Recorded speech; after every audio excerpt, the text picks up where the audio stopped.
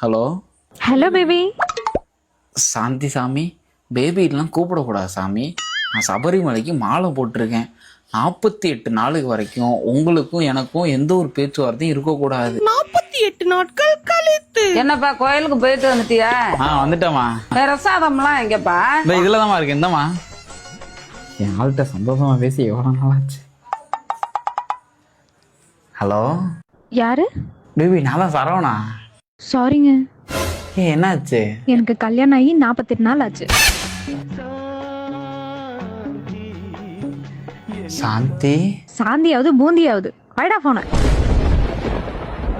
அசையாத மரம் ஒன்று உயிர்ந்தது கீழே.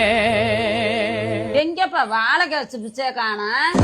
இங்க என் வாழ்க்கையே காணோம். அமைதிக்கு பெயர் தான் சாந்தி, அந்த அலையினில் ஏதடி சாந்தி.